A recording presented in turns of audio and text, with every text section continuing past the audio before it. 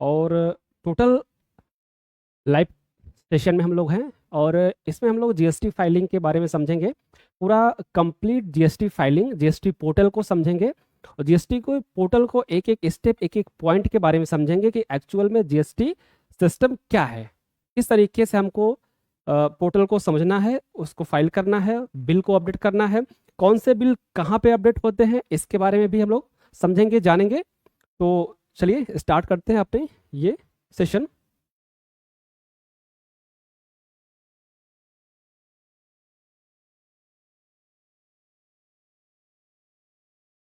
चलिए ओके, सबसे पहले हम लोग, ये हमारा जीएसटी साइट है, ये आप देख रहे हैं। जैसे हम लोग गूगल पे आते हैं, यहाँ पे हमको सिर्फ टाइप करना है gst.gov.in। जैसे ही आप लोगों को दिख रहा होगा ये डैशबोर्ड। अभी क्या हो रहा है कि ये डैशबोर्ड हमेशा फ्लैक्सिबल होता रहता है, चेंज होता रहता है। ये डैशबोर्ड हमेशा क्या होता रहता है, चेंज होता रहता है, फ्लैक्सिबल होता रहता है। क्लियर? तो यहाँ पे कुछ ना कुछ हमेशा चेंज होता रहता है। तो यहाँ पे हमको फर्स्ट वेबसाइट जो आ रही है gst.gov.in, इस पे हम लोगों को क्लिक करना है। जैसे ही हम लोग इस पे क्लिक करेंगे, आपके फर्स्ट साइट पे जैसे ही हम लोग क्लिक करेंगे, ये इस तरीके का आपका पॉपअप ओपन हो जाएगा। तो अगर हम इसको होम पे कर लेंगे तो आप देख रहे हैं कुछ इस तरीके से ये साइड यहाँ पे दिख रही है।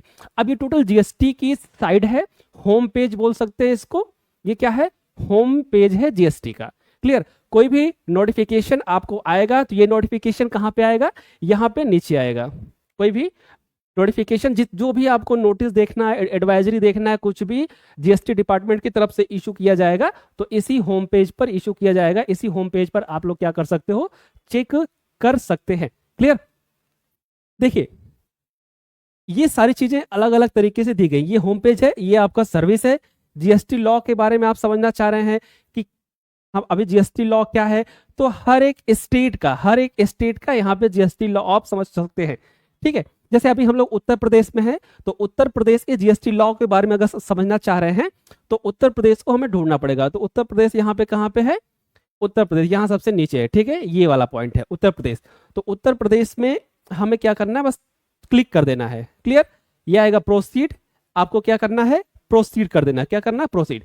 जैसे ही प्रोसीड करेंगे, आपका पूरी तरीके से ये वेबसाइट ओपन हो जाएगी। ओके?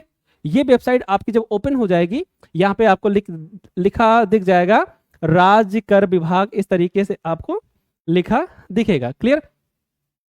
अब ये आपका जीएसटी स्टेट की साइड है, department of state tax Uttar Pradesh. Clear? ये क्या है? ये कौन सी साइड है? यहां पे आपको इंफॉर्मेशन मिलेगी। यहां से आप जीएसटी फाइल नहीं कर सकते, जीएसटी के काम नहीं कर सकते। ये इंफॉर्मेशन साइड है, या कह सकते हैं इंफॉर्मेशन प्रोवाइड करने वाली साइड। जैसे आपको जीएसटी के टैक्स के बारे में जानना है, जीएसटी के अमेंडमेंट के बारे में जानना है, जीएसटी की लॉ के बारे में जानना है, तो यहां से आप आकर विजिट करके इसको चेक कर सकते हैं। क्लियर? ओके? चलिए, हेल्प डेस्क में यहाँ पे आ सकते हैं, रेवेन्यू डिटेल यहाँ पे आ सकते हैं कि जीएसटी में कितना कलेक्शन हुआ इस बार। ये सारी चीजें आपको डिटेल में देखनी है तो आप यहाँ पे आकर पूरी तरीके से चीजों को समझ सकते हैं। ओके?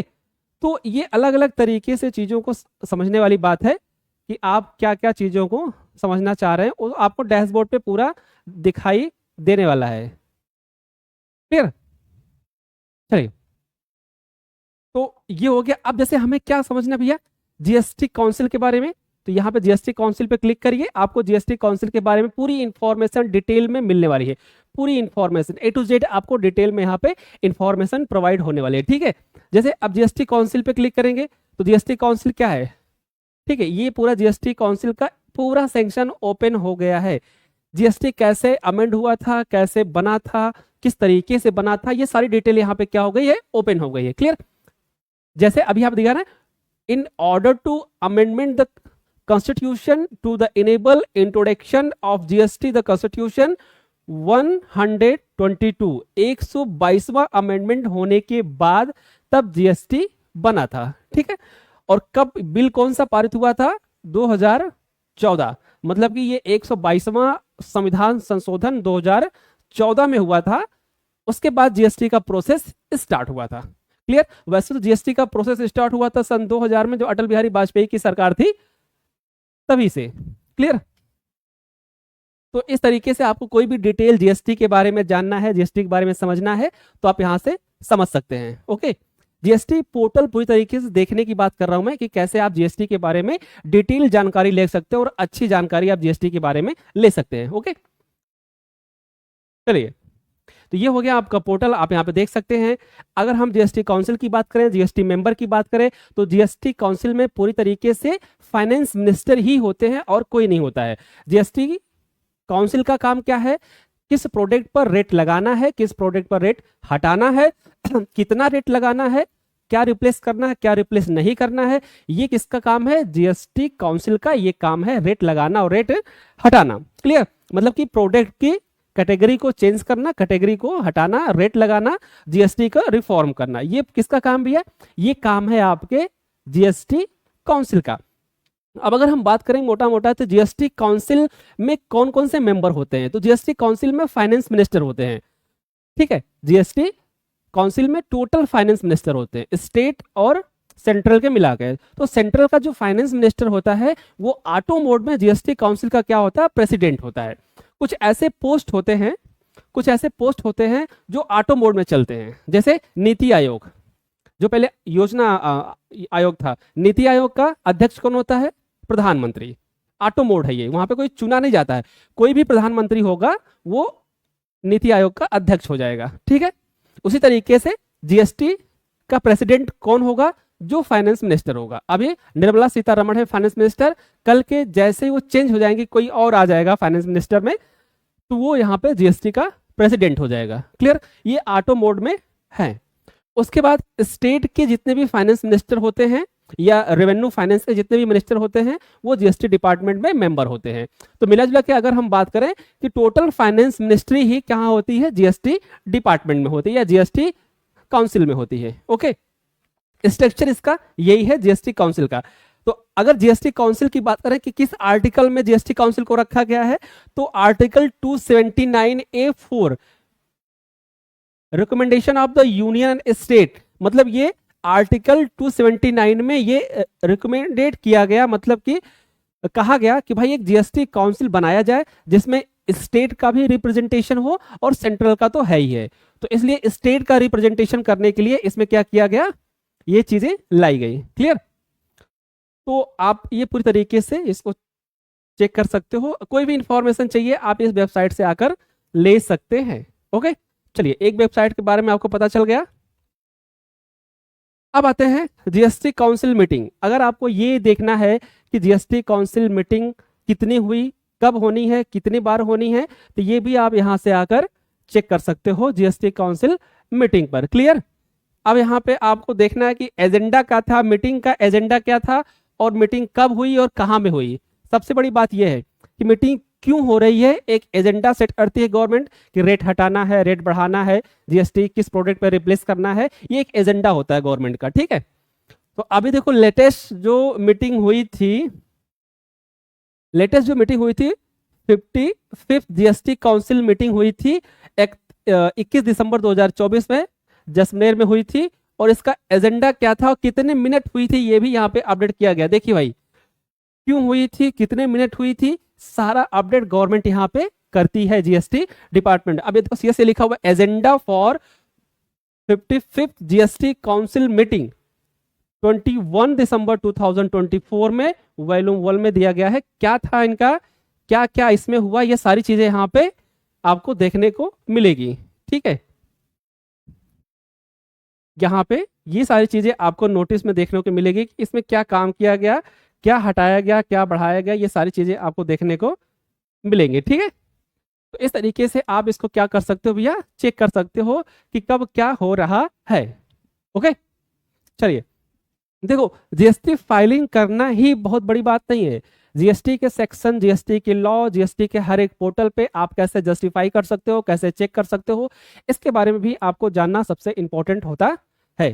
क्लियर। ऐसा नहीं है कि आप सिर्फ ऑपरेटर की तरह काम कर रहे हो, आप ऑपरेटर की तरह काम कर रहे हो और आपको कुछ समझ में नहीं आ रहा, तो आपको ऑपरेटर नहीं बनना है, आपको ऑपरेटर नहीं बनना है, ठीक है, आपको ऑपरेटर नहीं बनना है, आपको एक प्रैक्टिशनर बनना है जिससे आप चीजों को समझ सके। क्लियर? चलिए, तो ये आपने समझ लिया। अब आते हैं अपने मेन कॉन्सेप्ट पे। ये चीजें समझ गई, ये मैं आपको बस एक नॉलेज के लिए बता रहा हूं और कुछ इसमें है नहीं। यहाँ पे बहुत लोग तो आज तक साइट ओपन ही नहीं किए होंगे कि ये एक्चुअल में है क्या, तो आपको इस साइट पे ओपन करना है। सब कुछ अवेलेबल है इंटरनेट पे, हम लोगों को पता नहीं होता, सारी चीजें अवेलेबल है इंटरनेट पर, ठीक है। अभी रिसेंटली आपने देखा होगा यहाँ पे ट्रिब्यूनल लॉन्च किया गया था जनवरी में, 2026 जनवरी में जीएसटी ट्रिब्यूनल को एक्टिव किया गया था। बाद में फिर खबर आई कि एक्टिव करने के बाद भी कोई उसमें काम नहीं हो रहा है। क्लियर? तो ये सारी चीजों को समझना जरूरी है कि भैया एक्टिव करके फिर काम नहीं हो। जैसे अभी क्या बहुत अच्छी अच्छी सूचना थी कि ट्रिब्यूनल को एक्टिव किया गया, मतलब क्या होता, समझो ट्रिब्यूनल का मतलब क्या होता है।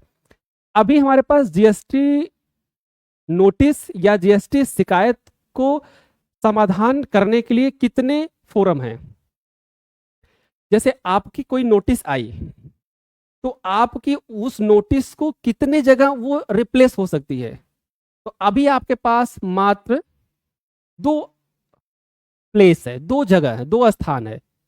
कोई भी मान लीजिए सोमोमोटो का नोटिस आ गया, जो अधिकतर आता है, सोमोमोटो का नोटिस आ गया तो आपने ध्यान नहीं दिया।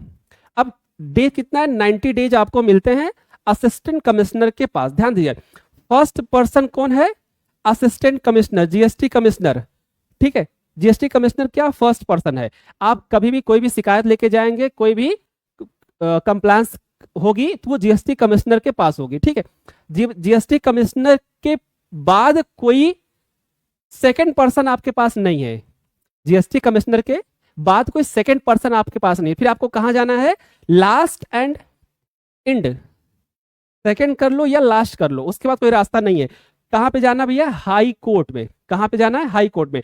आपके मैटर को डायरेक्टली कहां कर दिया जाएगा, हाई कोर्ट में। क्लियर? अब आप हाई कोर्ट में जाइए, चक्कर लगाइए। आप हाई कोर्ट में क्या करेंगे, वकील करेंगे, वकील अपनी फीस लेगा। वकील फिर एक हियरिंग में तो काम कर नहीं पाएगा वकील, तो कम से कम 2 से 3 हियरिंग लेगा, या मतलब महीना निकाल दिया तो आपका काम जो 15 मिनट का था वो पूरा महीना चला गया, और खर्चे ऊपर से हुए, आपके काम धंधे ऊपर से बंद हुए। क्लियर? तो यहां पे गवर्नमेंट ने ड्राफ्टिंग के पहले ही एक बनाया था ट्रिब्यूनल, एक क्या बनाया था, ट्रिब्यूनल बनाया था, ठीक है। बट वो एक्टिव नहीं किया गया था। ट्रिब्यूनल बनाया गया था पर वो एक्टिव नहीं किया गया था।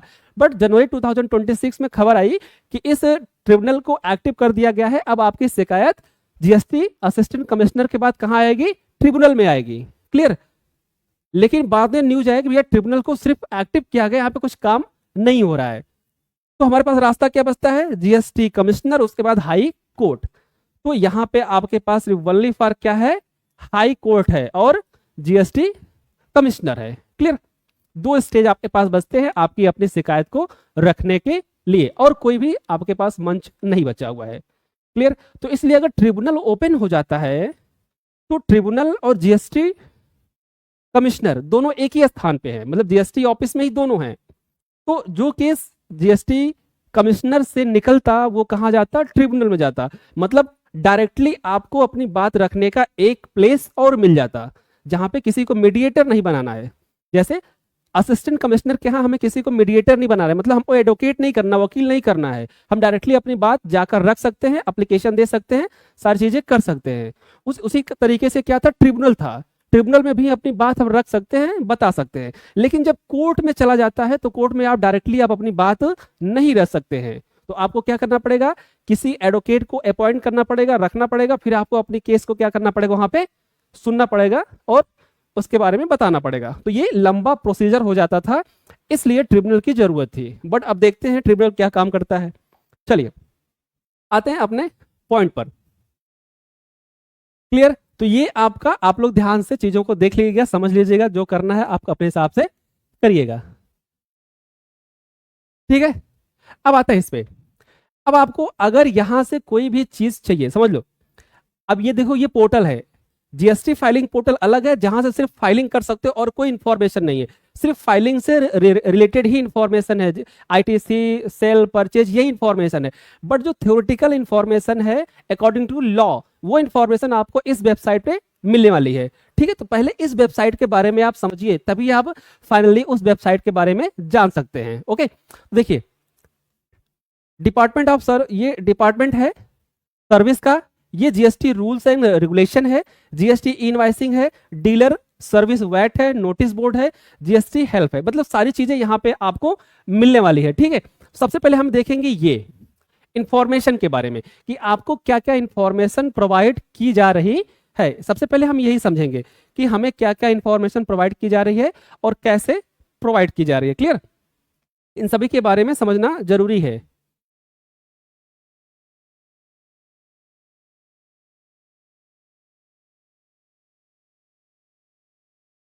ओके, चलिए थोड़ा सा स्लो ओपन हो रहा है, देखते हैं क्या होता है। तो इस तरीके की चीजों को समझना चाहिए हमें। देखो, आपको हम जीएसटी फाइल करना सिखा देंगे, जीएसटी पे काम करना सिखा देंगे, तो आप एक ऑपरेटर बन जाओगे। मतलब कि कहाँ पे क्या फिल करना है, यहाँ पे ये फिल करना है, यहाँ पे ये फिल करना है, ओके कर देना, submit to OTP. But GST हमेशा अमेंड होता है और ये एक लॉ है, ध्यान देना, ये एक लॉ है।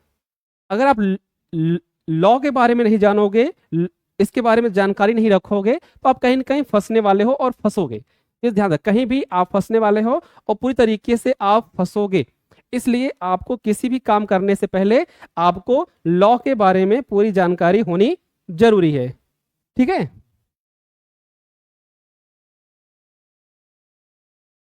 चलिए ओके, चलिए ओपन नहीं हो रहा है, इसको हटा ही देते हैं हम लोग। ये चीज समझ में आ गई, क्योंकि ये सारी चीजें पीडीएफ में ओपन होती है, ये सब चीजें हटा दो। चलो, मेन जो हमें फाइलिंग करना है, फाइलिंग का सेक्शन हमारा ये है। फाइलिंग का सेक्शन हमारा क्या है, ये है। ओके, आवाज आ रही है? हम्म, फाइलिंग का सेक्शन हमारा क्या है, ये है पूरी तरीके से फाइलिंग का सेक्शन ये है। ओके,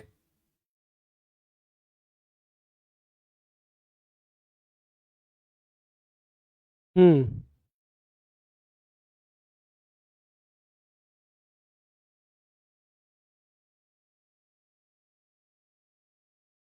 चलिए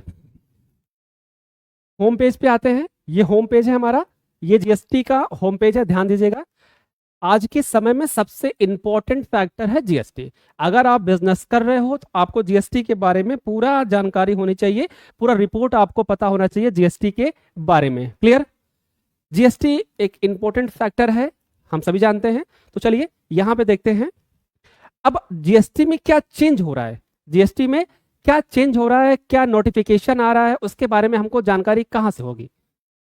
जैसे होता है ना भाई, क्या बदला, क्या चेंज हुआ, ये सब होती है चीजें, तो उसके बारे में हमें जानकारी कहाँ से होगी। तो सबसे पहले आप जानिए, हमें कोई चीज अमेंड हो रहा है तो उसकी जानकारी हमें कहाँ से होगी। तो उसकी जानकारी हमें कहाँ से होगी, इस पोर्टल से, लिखा हुआ ना new and updates, sorry news and updates, यहां से होगी। और यहाँ पे जो भी अमेंडमेंट होगा, जो भी अमेंडमेंट होगा, वो अमेंडमेंट यहाँ पे आपको दिखने वाला है।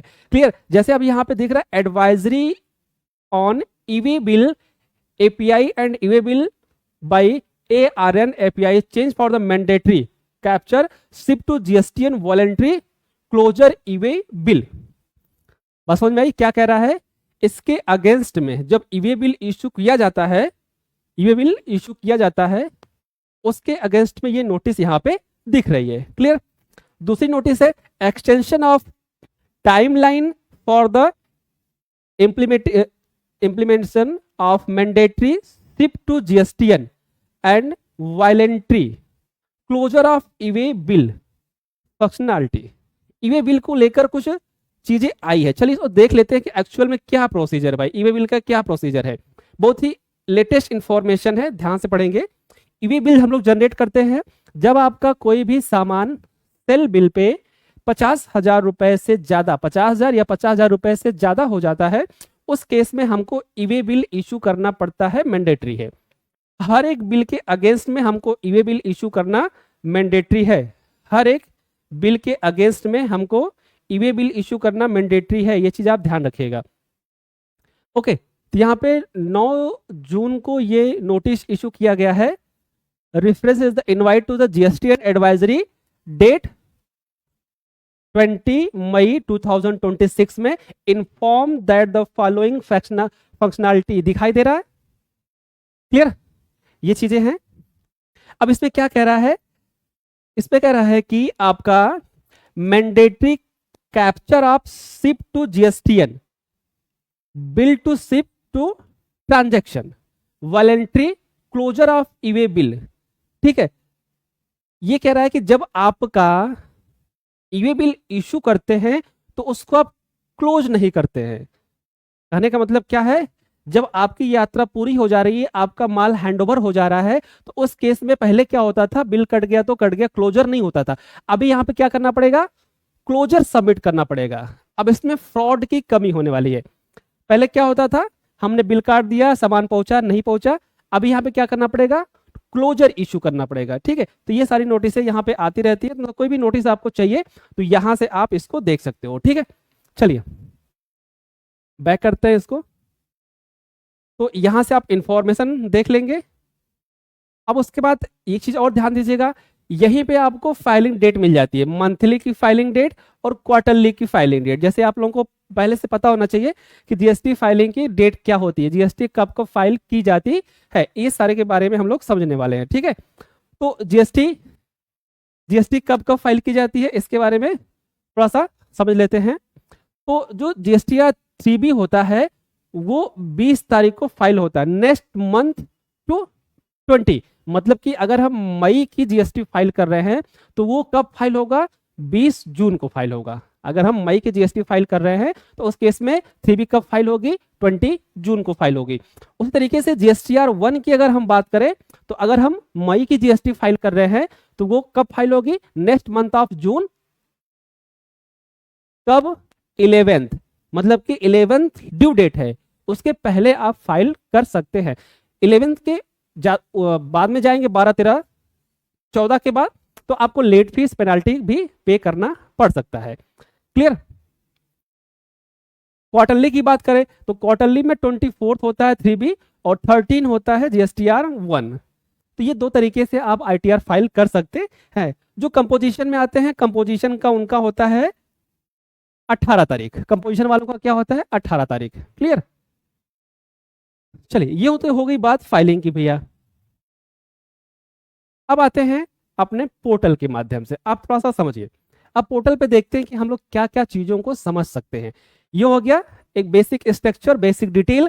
अब आगे आते हैं, यहां पे है सर्विस, ध्यान दीजिएगा, ये सर्विस का हमारा पोर्टल है, आपको दिख रहा है, ये है सर्विस, क्लियर। सर्विस में कितने ऑप्शन होते हैं, रजिस्ट्रेशन का होता है, पेमेंट का होता है, यूजर सर्विसेज होती है, रिफंड होता है, ईवे बिल सिस्टम होता है, ट्रैक एप्लीकेशन स्टेटस होता है। मतलब कि कोई भी हम काम करेंगे, कोई भी अप्लाई करेंगे, एप्लीकेशन करेंगे तो उसको हम कहां से ट्रैक कर पाएंगे, ट्रैक एप्लीकेशन से हम लोग क्या कर पाएंगे, ट्रैक कर पाएंगे, ओके। फर्स्ट हमारे पास क्या है, रजिस्ट्रेशन। ये फर्स्ट क्या है, रजिस्ट्रेशन। अगर आपको रजिस्ट्रेशन करना है तो हम कहां जाएंगे, रजिस्ट्रेशन वाले एप्लीकेशन में, क्लियर। तो ये हमारा रजिस्ट्रेशन का ये चीज क्या हो जाएगी, ओपन हो जाएगी, रजिस्ट्रेशन का पोर्टल क्या हो जाएगा, ओपन हो जाएगा। इस तरह दिखाई दे रहा है, ये रजिस्ट्रेशन का क्या हो जाएगा, ओपन हो जाएगा। जब रजिस्ट्रेशन का लिंक ओपन हो जाएगा तो यहाँ पे क्या भी है, new registration, track application, application for the filing, clarification, मतलब कि हमने कोई रजिस्ट्रेशन किया हुआ है, अप्लाई किया हुआ है, उसके अगेंस्ट में कोई नोटिस आया है तो हमको क्या करना, उसका रिप्लाई देना है, क्लियर। अगला home stake, selection for the parameter, ये सारी चीजें हमें बाद में सिलेक्ट करनी होती है, ओके। चलिए उसके बाद फिर सर्विस पे आएंगे, पेमेंट के बारे में आ गया, यूजर के बारे में आ गया, रिफंड के बारे में है, ठीक है। तो पेमेंट देख लेते हैं, जो भी हमको पेमेंट करना हो, जैसे हमारी जो लायबिलिटी बन रही है, जैसे जीएसटी जो हमें गवर्नमेंट को पे करना है उसे बोलते हैं पेमेंट। अगर आपकी कोई लायबिलिटी बन रही है तो आप क्या कर सकते हो, क्रिएट चालान। दो तरीका होता है, एक पेमेंट होता है डायरेक्टली आप उसी पोर्टल के माध्यम से यूपीआई कर दो, बस समझ में आई। एक सिस्टम बनता है कि आप उसी पोर्टल के माध्यम से क्या कर दो, यूपीआई कर दो, क्लियर। और एक होता है कि आप चालान जनरेट करके कहां कर दो, बैंक में जाकर पे कर दो।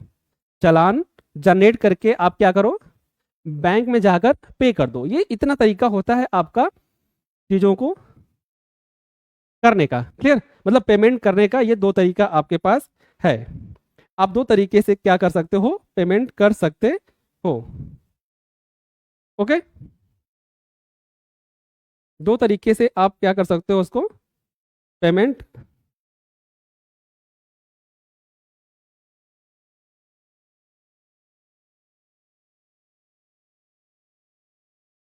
दो तरीके से पेमेंट को अपना किया जा सकता है। ओके, आगे अगर हम पेमेंट, हमारी लायबिलिटी जो पेमेंट की बन रही है, हमारी जो पेमेंट की लायबिलिटी बन रही है, वो अभी तो क्या हो गया, ऑप्शन यूपीआई का आ गया है, गूगल पे का, मतलब ऑन स्पॉट आप क्या कर सकते हो, अपने पेमेंट को कर सकते हो, अपने पेमेंट को वहीं पे किया जा सकता है। ये फैसिलिटी यहाँ पे दे दिया इन्होंने।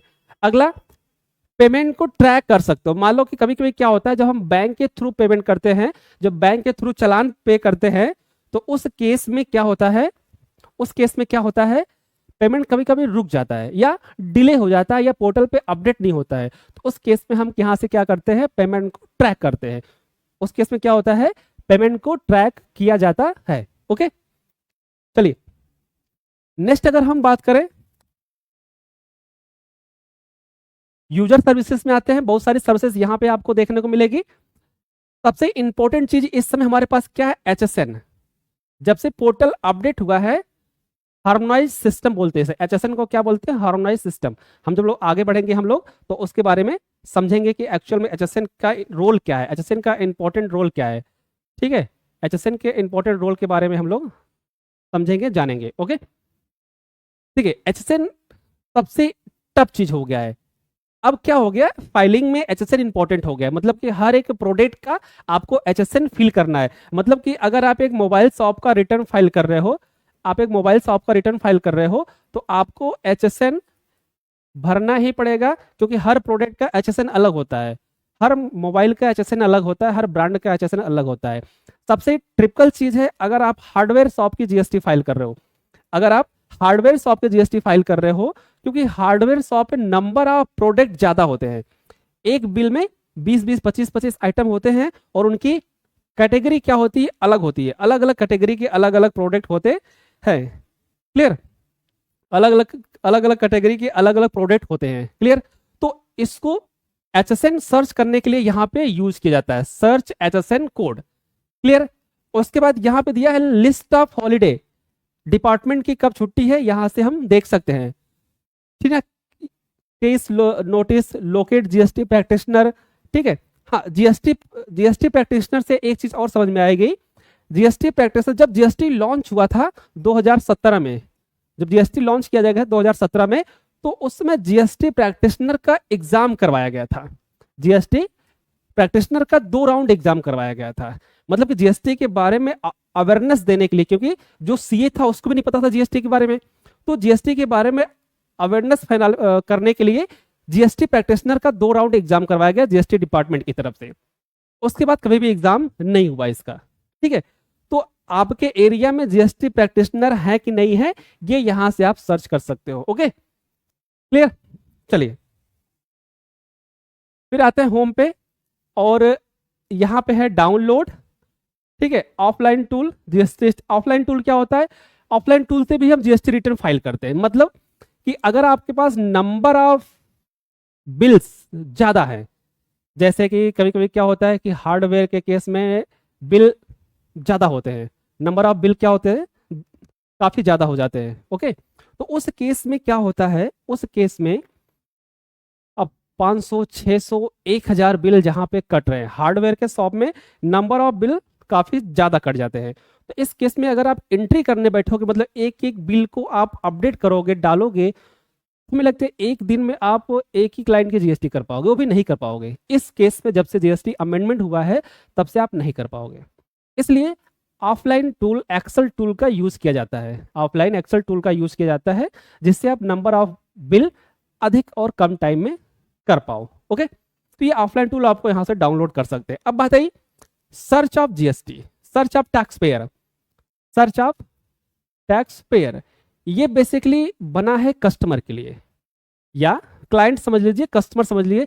आप एक कस्टमर हैं और आप किसी दुकान पे खड़े हैं, आप किसी शॉप पे खड़े हैं, सामान ले रहे हैं, और आपसे सामने वाला GST ले रहा है, पर आपको ये डाउट है कि ये GST में रजिस्टर्ड है या नहीं है। सबसे पहले तो GST डिपार्टमेंट की तरफ से स्ट्रिक्टली कहा गया है कि अगर आप GST में रजिस्टर्ड है तो आपका बोर्ड आपके शॉप पे विजिबल होना चाहिए, और उस पर GST प्रॉपर दिखना चाहिए, लिखा होना चाहिए। अगर आपका बोर्ड विजिबल नहीं है, मतलब कस्टमर को दिख नहीं रहा, ऐसे सिचुएशन में आपने लगा रखा है कि कस्टमर को विजुअल नहीं हो रहा है, साफ क्लियर दिख नहीं रहा है, तो इस केस में भी आपको 50,000 की पेनाल्टी देनी पड़ सकती है अगर जांच आ गई या जीएसटी डिपार्टमेंट का कोई भी अधिकारी आ गया। क्लियर? मतलब कस्टमर को दिखना चाहिए कि आपका जीएसटी नंबर, आपका शॉप नेम, आपका एड्रेस, ये प्रॉपर कस्टमर को दिखना चाहिए, विजिबल होना चाहिए। क्लियर? अब बात है यहाँ पे सर्च की। ठीक है, तो अगर आपको डाउट है कि ये दुकानदार जीएसटी में रजिस्टर्ड है या नहीं है, इस केस में आपको कैसे पता करना है? ठीक है, तो इस केस में दो कंडीशन है, या तो उसका जीएसटी नंबर लिखा रहेगा या तो नहीं लिखा रहेगा। अगर जीएसटी नंबर नहीं लिखा, इसका मतलब कि वो जीएसटी में नहीं रजिस्टर्ड है, जीएसटी में रजिस्टर्ड नहीं है अगर जीएसटी नंबर नहीं लिखा है। ध्यान देना, क्योंकि जीएसटी नंबर लिखना मैंडेटरी है, बोर्ड डिस्प्ले होना मैंडेटरी है। 50,000 रुपए की पेनाल्टी है अगर आप जीएसटी में हैं और आपका बोर्ड डिस्प्ले नहीं हो रहा है बाहर, तो 50,000 रुपए की पेनाल्टी है। उसके बाद जो भी एक्स्ट्रा लग जाए वो अलग है। तो यहाँ पे जो रजिस्टर्ड होता है वो दो तरीके का होता है। जीएसटी का रजिस्ट्रेशन होता है दो तरीके का, अभी हम बात करेंगे उस पर। तो जीएसटी का रजिस्ट्रेशन होता है दो तरीके, एक होता है कंपोजिशन, एक होता है रेगुलर। अगर रेगुलर फॉर्म में आप हैं तो आप क्लाइंट से जीएसटी ले सकते हैं। अगर आपका रजिस्ट्रेशन रेगुलर मोड में है तो आप जीएसटी एलिजिबल फॉरवर्ड चार्जेस, आप उस पर कस्टमर से जीएसटी ले सकते हैं। लेकिन अगर आपका रजिस्ट्रेशन कंपोजिशन स्कीम में है तो आप कस्टमर से जीएसटी नहीं ले सकते। ध्यान देना, अगर आपका रजिस्ट्रेशन कंपोजिशन स्कीम में है तो आप कस्टमर से जीएसटी नहीं ले सकते हैं। ठीक है, तो यही आपको चेक करना है, यही क्या करना है, आपको चेक करना है। एज ए कस्टमर आपको क्या करना है, ये चेक करना है कि ये कंपोजिशन में है या रेगुलर में है। ठीक है, या जिस दुकानदार से आपने सामान लिया है उसका एड्रेस आपको चेक करना है, या एक्चुअल में रजिस्टर्ड है कि नहीं ये चेक करना है, तो यहाँ पे आप डाल सकते हो। तो दो तरीके से चेक कर सकते हो, एक तो उसका जीएसटी नंबर से चेक कर सकते हो और दूसरा उसका पैन नंबर से चेक कर सकते हो। क्लियर? किसी का भी पैन नंबर डालोगे तो वो ऑटोमेटिक निकल के आ जाएगा कि जीएसटी में रजिस्टर्ड है या नहीं है। क्लियर? या उसके पैन पे कितने जीएसटी नंबर रजिस्टर्ड है ये भी आपको निकल के यहां से आ जाएगा। अगर आपको पता करना है कि एक पैन कार्ड पे कितने जीएसटी नंबर रजिस्टर्ड है, जैसे क्या होता है बड़ी कंपनियों के केस में हर स्टेट में उनकी अपनी ब्रांचेज होती है, ऑफिसें होती है, तो अगर एक स्टेट के बाहर आप जा रहे हो तो आपको जीएसटी नंबर लेना मैंडेटरी है, मतलब कि उस स्टेट को जीएसटी नंबर लेना मैंडेटरी है।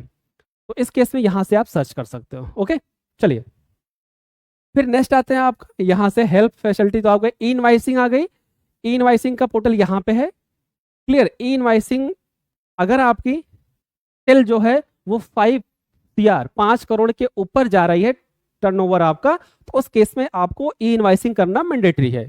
5 करोड़ के ऊपर आपका अगर एनुअल ट्रांजैक्शन जा रहा, सेल बिल जा रही है, तो आपको ई इनवाइसिंग करना मैंडेटरी है। ई इनवाइसिंग मतलब कि आप डायरेक्टली जो पोर्टल है वो जीएसटी पोर्टल से ही, अब जो आपकी बिल कटेगी वो जीएसटी पोर्टल से ही कटने वाली है। ओके, चलिए तो फिर से आते हैं होम पे, यहां से कर लेते हैं बैक। अब ये यहां पे हम लोग आ गए। क्लियर? अब आते हैं नेक्स्ट पॉइंट पे। ये पॉइंट हमारा है दो, एक है रजिस्टर और एक है लॉगिन। एक है रजिस्टर और एक है लॉगिन, दो है, या तो रजिस्टर करेंगे या तो लॉगिन करेंगे। अगर आपका पहले से रजिस्ट्रेशन नहीं है तो आप क्या करोगे, रजिस्टर्ड करोगे, मतलब कि उसे बोलते हैं जीएसटी रजिस्ट्रेशन। क्लियर? और अगर आपका जीएसटी रजिस्ट्रेशन है तो आप क्या करोगे, लॉगिन करोगे। आप क्या करोगे, लॉगिन। क्लियर? तो चलिए हम अभी करेंगे लॉगिन।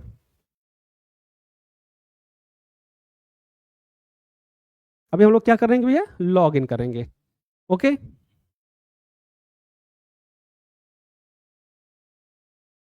तो लॉगिन करने के लिए हम लोग को क्या चाहिए, लॉगिन करने के लिए हम लोग को चाहिए यूजर आईडी, या यूजर नेम बोल लो, यूजर आईडी बोल लो, या आईडी पासवर्ड बोल लो, ये हम लोगों को चाहिए होता है।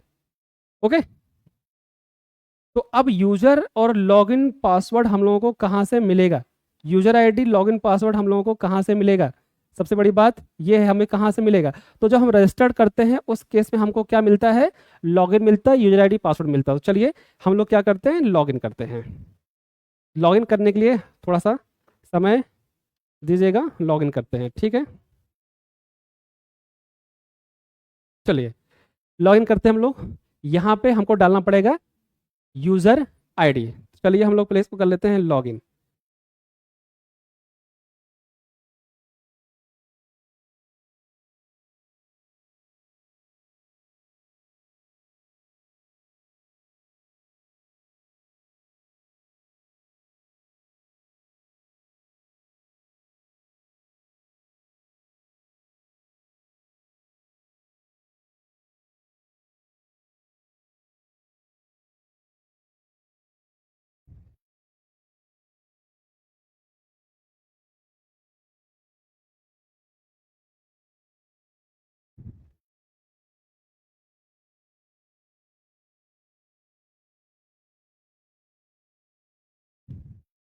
पासवर्ड में कुछ गलत बता रहा है। पासवर्ड है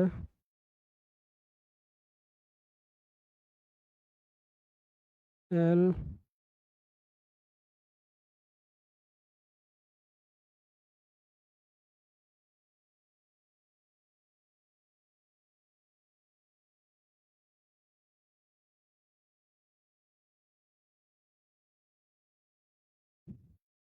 चलिए ये हमारा ओपन हो गया, ठीक है। जब भी हम ओपन करेंगे तो इस तरीके से हमारा ये आएगा, ध्यान दीजिएगा। जब भी ओपन करेंगे तो ये हमारा डैशबोर्ड निकल के आएगा। किसी की भी आप जीएसटी लॉगिन करेंगे तो इस तरीके से आपका ये आएगा। ओके, दिख रहा है? ये हमारा, अब हमने क्या कर लिया है, जीएसटी में लॉगिन कर लिया है। ध्यान समझिएगा, हमने क्या कर लिया है, जीएसटी में लॉगिन कर लिया है। Okay, clear? जब हम जीएसटी में लॉगिन कर लेते हैं तो इस तरीके से चीजों को समझते हैं। ध्यान दीजिएगा, जब हम जीएसटी में लॉगिन कर लेते हो तो ये हमारा डैशबोर्ड निकल के आता है। ध्यान से समझिएगा, जब हम लॉगिन कर लेते हैं तो इस तरीके से हमारा ये डैशबोर्ड निकल के आता है या डिस्प्ले निकल के आता है। तो हमें ये समझना चाहिए कि एक्चुअल में हम जीएसटी इंटरनल आ गए हैं। अब ये जो चीजें दिख रही है ये हमें डिस्प्ले होता है भैया, आपका फाइल हुआ है नहीं हुआ, फरवरी मार्च अप्रैल में। अगर ये ग्रीन ग्रीन होता रहेगा तो ये हमारा मतलब कि फाइल हो चुका है, कोई दिक्कत की बात नहीं है, ठीक है। सारी चीजें ऐसे ही ऐसे हैं, बस यहाँ पे ये चीजें निकल गई हैं। ओके, तो हम आज सिर्फ बात करेंगे आपके स्पेशल टर्म पे कि क्या चीजें कैसे होती है, ये बस चीजों को।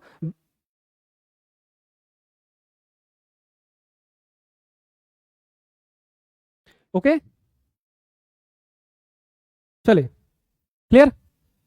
यहां से हम आएंगे रिटर्न डैशबोर्ड।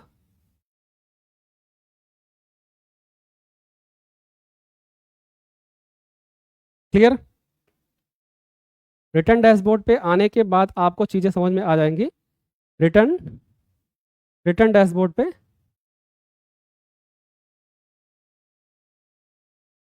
ओके, चलिए ये हमारा पोर्टल आपके सामने ओपन हो गया। तो आज हम बेसिकली सिर्फ बात करेंगे GSTR1, GSTR2A, GSTR2, GSTR3B, इसी के बारे में हम बात करेंगे। उसके बाद नेक्स्ट सेशन में हम लोग बात करेंगे फाइलिंग के बारे में, क्योंकि अभी अगर हम चीज़ों को सबमिट कर देंगे, बता देंगे, तो आप चीज़ों को समझ नहीं पाएंगे।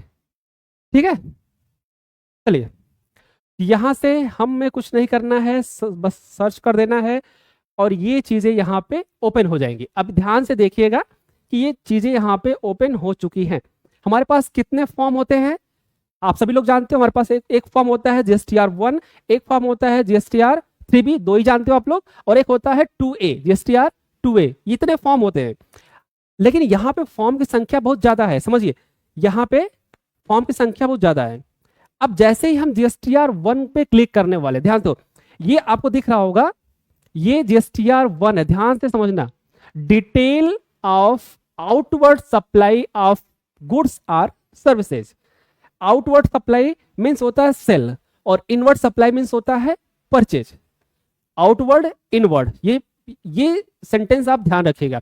जीएसटी में इसी सेंटेंस से सारा काम होने वाला। जैसे अकाउंटिंग में डेबिट क्रेडिट सबसे इंपॉर्टेंट है, ऐसे जीएसटी में आउटवर्ड और इनवर्ड सबसे इंपॉर्टेंट है।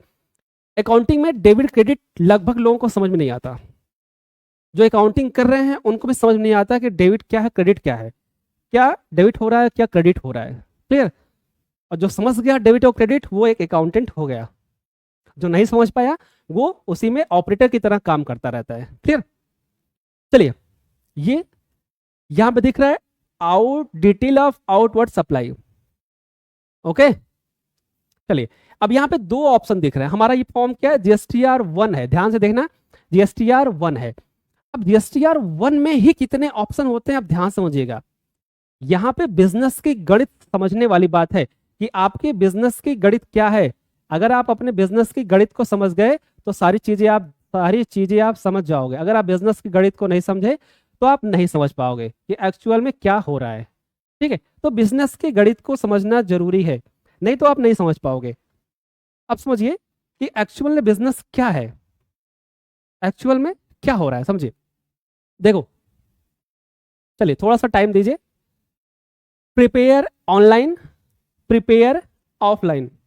आप ऑनलाइन भी फाइल कर सकते हो और ऑफलाइन भी फाइल सकते हो। अभी जस्ट हमने बताया कि ऑफलाइन टूल होता है, मतलब कि नंबर ऑफ बिल आपके पास ज्यादा है, नंबर ऑफ बिल की क्वांटिटी ज्यादा है तो आप ऑफलाइन टूल का यूज कर सकते हो। लेकिन अगर नंबर ऑफ बिल कम है, 20 है, 25 है, 30 है, लगभग 50 तक भी लोग भर लेते हैं, तो आप ऑनलाइन का यूज कर सकते हो। ऑनलाइन मीन्स क्या होता है कि डेटा प्रेजेंट अपडेट होता जाता है और उसमें सेव होता जाता है। क्लियर?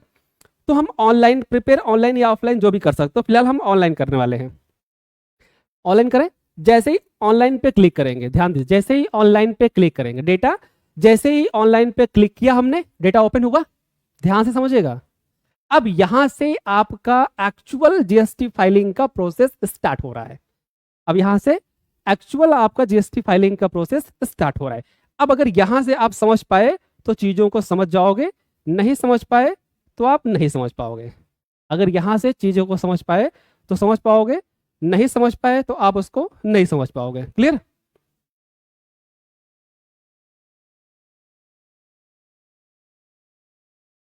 चलिए,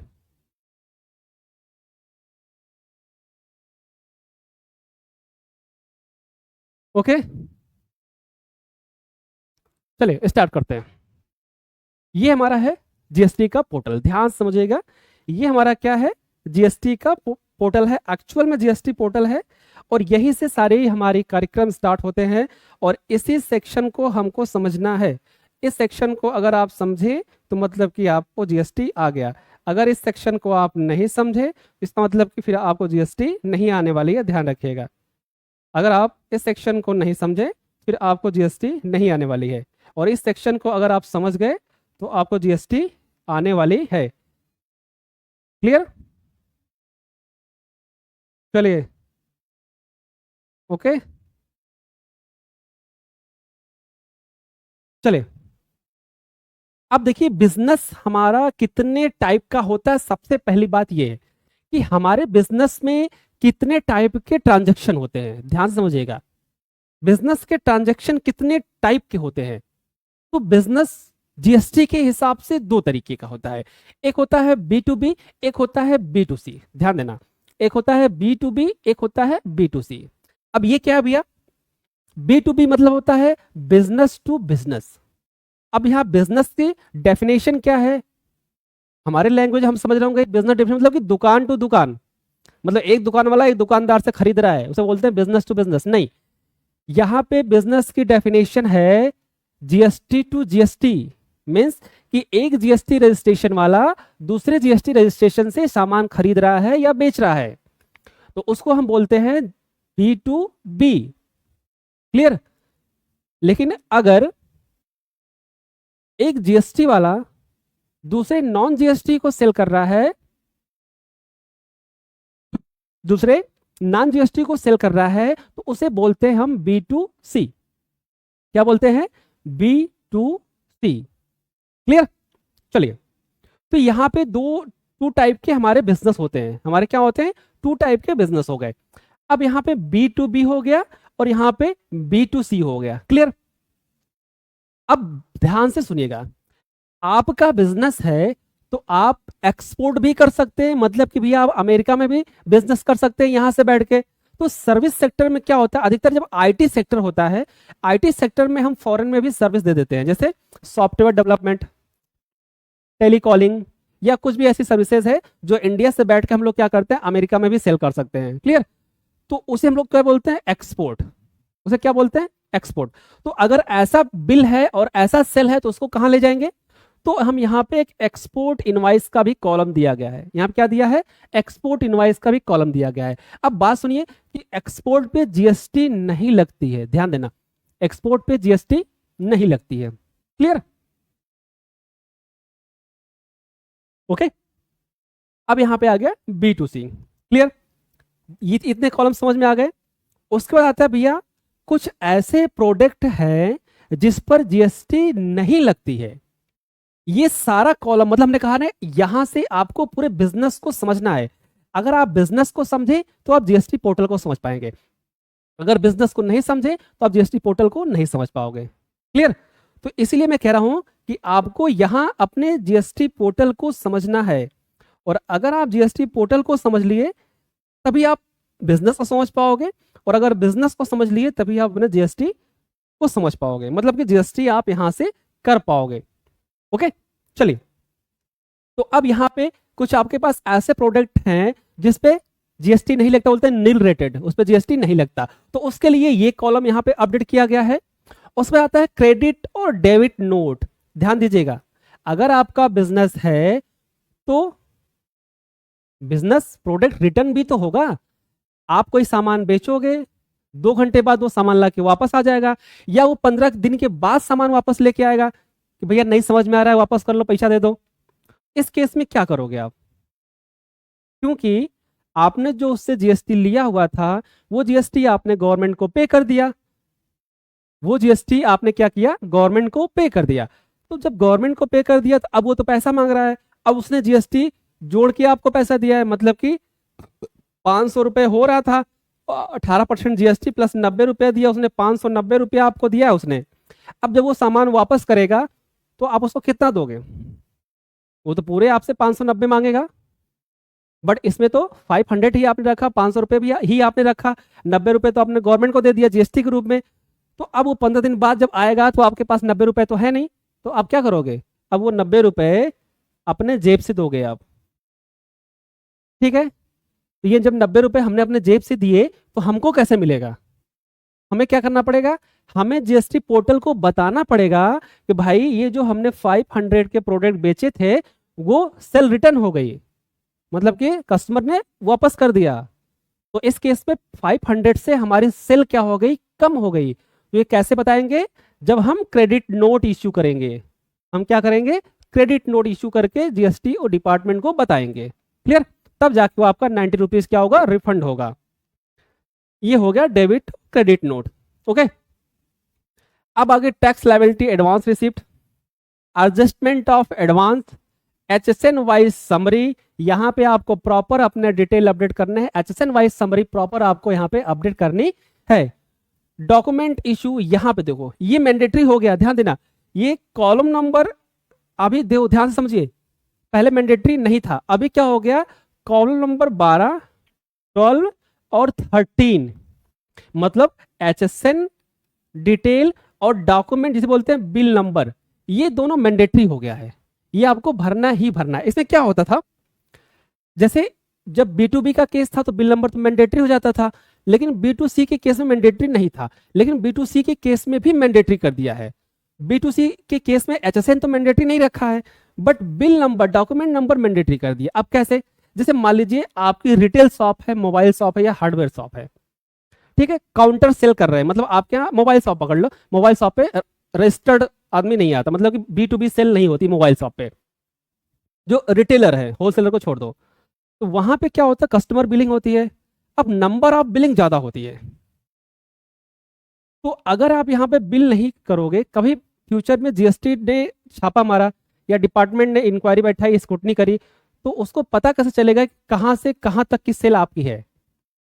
पता चला आपने उस महीने की सेल इस महीने में बता दी और इस महीने की सेल उस महीने में बता दी, तो इसलिए बिल को यहाँ पे मैंडेटरी कर दिया गया है। मतलब कि अब जो बिल आप काटोगे उसका एक सीक्वेंस होना चाहिए, मतलब कि 101 से बिल काट रहे हो तो ये सीक्वेंस आपका बिल सीक्वेंस में ही कटेगा, ऐसा नहीं आगे पीछे काटोगे, तो बिल का सीक्वेंस नंबर यहाँ पे मैच होना चाहिए। ध्यान समझ में आया? तो अब यहाँ पे मान लीजिए कि 1 लाख रुपए का B2C का बिल कटा और 1 लाख रुपए की सेल में कितने बिल कटे? नंबर हम कहते हैं 20 कटे, जैसे 20 बिल काटे हमने, तो 20 बिल किस नंबर से किस नंबर तक कटे? इतनी इंफॉर्मेशन इनको चाहिए, ध्यान देना। ये 20 बिल किस नंबर से किस नंबर तक कटे, तो हमने कहा भैया कि 101 से स्टार्ट किए और 119 पे ले गए, तो 101 से 119 पे ले गए, 20 बिल आपका हो गया। तो इस तरीके से ये यहाँ पे डॉक्यूमेंट इशू का प्रॉब्लम हो रहा है, ठीक है। तो ये मैंडेटरी है, और अगर आप रिटेलर हो तो आपको हमेशा सीक्वेंस का ध्यान रखना चाहिए, क्योंकि बीच से बिल गायब नहीं हो सकता। यही तो सबसे बड़ा फ्रॉड का तरीका है, बीच से बिल गायब नहीं हो सकता, ध्यान देना। गायब होगा तो आपको बताना पड़ेगा गायब कहाँ हुआ, उसे बोलते हैं बिल कैंसिल। इसमें एक कॉलम और आता है कैंसिल का। जैसे मान लीजिए कि 18 नंबर बिल इस बीच का, 118 नंबर बिल इस बीच का आपने छोड़ दिया, आपने छोड़ दिया, तो अब उसको बिल को आप यूज नहीं कर सकते। चलो अच्छा 19 के बाद हम 18 काट देंगे, अगले महीने में 18 काट देंगे, नहीं काट सकते। उसको क्या करना पड़ेगा, कैंसिल दिखाना पड़ेगा, बिल कैंसिल। क्लियर। तो ये बहुत सारे ट्रिपिकल टॉपिक होते हैं जो समझना पड़ता है। ओके, ये हमारे क्या हो गए भैया, जीएसटीआर 1 की डिटेल हो गई। ओके, ये पूरा सिलेबस है, ऐसा नहीं है कि चीजों को समझ नहीं पाएंगे। आपको अगर जीएसटी सीखना है, आपको अगर प्रैक्टिकल तरीके से जीएसटी सीखना है, फाइलिंग सीखना है, समझना है, तो आप हमारे क्लास को ज्वाइन कर सकते हैं। हमारे लाइव सेशन में बहुत मिनिमम फीस में हम लोग जीएसटी, इनकम टैक्स, अकाउंटिंग सिखाते हैं। ये सारी चीजें आप सीख सकते हो, ज्वाइन कर सकते हो क्लासेस। टोटल प्रैक्टिकल वे में हम लोग क्लासेस सिखाते हैं, पूरा प्रैक्टिकल वे में हमारी पूरी जीएसटी, इनकम टैक्स, अकाउंटिंग, वो भी प्रैक्टिकल। आपको पूरी तरीके से जीएसटी फाइल करना आ जाएगा, जीएसटी रिकंसिलेशन आ जाएगा, रजिस्ट्रेशन आ जाएगा, ए टू जेड आपको जीएसटी के बारे में नॉलेज हो जाएगा अगर आप हमारी क्लासेस, लाइव क्लासेस ज्वाइन करते हो। इसी तरीके से इनकम टैक्स है, अभी लेटेस्ट में इनकम टैक्स की फाइलिंग हो रही है, अभी लेटेस्ट में इनकम टैक्स की फाइलिंग हो रही है, तो आप इनकम टैक्स में भी हमारे क्लास को ज्वाइन करके अच्छे से अच्छे आपको आईटीआर फाइलिंग करना आ जाएगा। प्रैक्टिकल आपको आईटीआर फाइलिंग सिखाया जाएगा। मीन्स कि अगर आप यहाँ नहीं आ सकते हो तो आप लाइव, आपके पास लैपटॉप है, सिस्टम है, मोबाइल है, आप वहां पे मोबाइल या लैपटॉप ओपन करके बैठिए, हम यहाँ से आपको अपडेट करेंगे कैसे आपको आईटीआर फाइल करना है, कैसे आपको रजिस्ट्रेशन करना है, कैसे आपको क्या करना है। ठीक है, तो आप easily GST filing, ITR filing, accounting easily सीख सकते हैं घर बैठे। तो अगर आपको GST filing, ITR filing, accounting, income tax कुछ भी आपको सीखना है प्रैक्टिकल वे में, तो आप ज्वाइन कर सकते हैं। क्लियर। चलिए, तो ये हो गया आपका हमारा जीएसटी का। ठीक है, तो जब हम बैक करते हैं तो इस तरीके से ये पोर्टल दिखाई देता है, ध्यान देना, इस तरीके से ये पोर्टल दिखाई देता है। क्लियर। अब यहां पे कुछ ऐसे इंफॉर्मेशन आती है जो आपको समझने की जरूरत है। यहां पे कुछ एक ऐसी इंफॉर्मेशन आती है जो आपको समझने की जरूरत है। कैसे समझेंगे भैया, अब देखिए यहां पे लेजर बैलेंस आता है, लेजर बैलेंस आता है, ध्यान से देखिएगा अगर आपको दिखाई दे रहा हो तो। ठीक है, दिख रहा है, ये एक लेजर बैलेंस है। अब हमारे पास आईजीएसटी होता है, सीजीएसटी होता है, एसजीएसटी होता है। सेस को तो इन्होंने खत्म कर दिया है, ठीक है, पहले था, अब सेस को इन्होंने क्या कर दिया, खत्म कर दिया, तो सेस की बात ही छोड़ दीजिए। क्लियर। अब यहां पे क्या दिख रहा है, यहां पे दिख रहा है भैया electronic liability register, electronic cash ledger, electronic credit ledger और electronic credit reversal and reclaim statement, और ये हो गया आरसीएम लायबिलिटी आईटीसी स्टेटमेंट। ठीक है, इतने सारे यहाँ पे चीजें दिख रही हैं। अब इसमें सबसे इंपॉर्टेंट की क्या है भैया, सबसे इंपॉर्टेंट है इलेक्ट्रॉनिक क्रेडिट लेजर, इसी को बोलते हैं आईटीसी, इसी को क्या बोलते हैं, इनपुट टैक्स क्रेडिट या आईटीसी। और इस पोर्टल पे किस किस नाम से जाना जाता है, इस पोर्टल में जाना जाता है इलेक्ट्रॉनिक क्रेडिट लेजर के नाम से, और इसी को आईटीसी बोलते हैं, इसी को इनपुट टैक्स क्रेडिट बोलते हैं। ये आता कहां से है, जब कोई सामान आप परचेस करते हो, जब कोई सामान आप परचेस करते हो और वहां पे आप जीएसटी पे करते हो, वही जीएसटी आपका यहाँ पे रिफ्लेक्ट होता है, इसीलिए इसको बोलते हैं इलेक्ट्रॉनिक, इसीलिए क्या बोलते हैं, इलेक्ट्रॉनिक लेजर। मतलब ये कहीं से ट्रांसफर होके आपके पास आता है, आपके द्वारा नहीं आता, किसी सेकंड पर्सन से ट्रांसफर होके आपके पोर्टल पे अपडेट होता है। और एक चीज और ध्यान रखिएगा कि इस जो ये अमाउंट जो है, इस अमाउंट को आप विड्रॉ नहीं कर सकते। बहुत सारे लोग कभी कभी पूछते हैं भैया हमारा आईटीसी बहुत पड़ा है, 2-4 लाख रुपए का पड़ा है, तो हमारे बैंक में ट्रांसफर करवा दीजिए। ऐसे एक अंकल जी थे, हमसे बोले भैया हमारे जीएसटी पोर्टल पे 3-3.5 लाख की आईटीसी है, ऐसा करिए आप 50,000 ले लीजिए उसमें से और बाकी का हमको हमारे अकाउंट में ट्रांसफर करवा दीजिए। हमने तो पहले सोचा, फिर हमने कहा अंकल जी कौन सा है, कैश वाला है कि इलेक्ट्रॉनिक वाला है? उन्होंने कहा मुझे आइडिया नहीं है, एक बार आप चेक कर लो। हमने भी चेक किया तो हमने देखा कि यहाँ पे इलेक्ट्रॉनिक क्रेडिट लेजर में पड़ा हुआ है। हमने उनको किसी ने बताया होगा कि ये अकाउंट में विड्रॉ हो जाता है, ट्रांसफर हो जाता है। ऐसे बहुत सारे लोगों को आता है कि दुकानदार क्या करते हैं, जब जैसे कि कोई भी किसी कस्टमर को जीएसटी का नॉलेज नहीं होता है या उसके पास जीएसटी नहीं होता है और वो सामान लेने चला गया, दुकानदार क्या कहता है यार जीएसटी तो आपको रिटर्न हो जाएगी। बहुत से लोगों ने सुना है, वो क्या कहते हैं जीएसटी तो आपकी रिटर्न हो जाएगी। तो रिटर्न का मतलब क्या है? रिटर्न का मतलब कि उनके अकाउंट में आ जाएगी, ऐसा लोग समझते हैं। नहीं, जीएसटी का बेनिफिट उसी को मिलने वाला है जो जीएसटी में रजिस्टर्ड है। ये ध्यान देना सभी लोग, जो जीएसटी में रजिस्टर्ड नहीं है वो सिर्फ कस्टमर है, वो सिर्फ पे करेगा, उसको जीएसटी का बेनिफिट नहीं मिलने वाला है। तो इसलिए कोई भी दुकानदार अगर कह रहा है कि जीएसटी आपकी रिटर्न हो जाएगी, तो रिटर्न नहीं होगी। अगर आप जीएसटी में रजिस्टर्ड हो तो आपकी ये इलेक्ट्रॉनिक पोर्टल पे अपडेट होके आपकी लायबिलिटी से एडजस्ट हो जाएगी, रिटर्न नहीं होने वाली है। ये चीज आप नोट करिएगा। बहुत सारे लोग कहते हैं भैया हमारा जीएसटी वापस करवा दो, हमारा जीएसटी रिटर्न करवा दो, अकाउंट में ला दो। नहीं, ऐसा कुछ नहीं होने वाला है। अगर आप जीएसटी में नहीं हो तो आप सिर्फ टैक्स पेयर हो, ध्यान देना। अगर आप जीएसटी में नहीं हो, आप जीएसटी रजिस्टर्ड नहीं हो, तो आप सिर्फ टैक्स पेयर हो, आपको जीएसटी का कोई बेनिफिट नहीं मिलने वाला है। लेकिन अगर आप बिजनेसमैन हो तो आप एक चीज और जान लो कि जीएसटी विड्रॉ नहीं की जा सकती। जो जीएसटी आप पे कर रहे हो सामने वाले को, वो जीएसटी सिर्फ अपनी लायबिलिटी को आप एडजस्ट कर सकते हो, उसको विड्रॉ नहीं कर सकते हो। अच्छा, कुछ लोग ये भी कहते हैं भैया हमारा जीएसटी कैंसिल करके पूरी आईटीसी हमको दिला दो, मतलब कि हम बिजनेस नहीं कर रहे हैं, जीएसटी कैंसिल करके हमें पूरा आईटीसी दिला दो। तो ये भी नहीं होने वाला, ध्यान रखिएगा। जब भी आप जीएसटी कैंसिल करेंगे या जीएसटी को सरेंडर करेंगे, पूरी आईटीसी गवर्नमेंट अकाउंट में चली जाएगी, आपको रिटर्न नहीं होने वाली है। ये चीज आप नोट करिएगा। क्लियर? तो आज के सेशन में बस इतना ही, कल हम जीएसटी फाइलिंग के सेशन में मिलेंगे।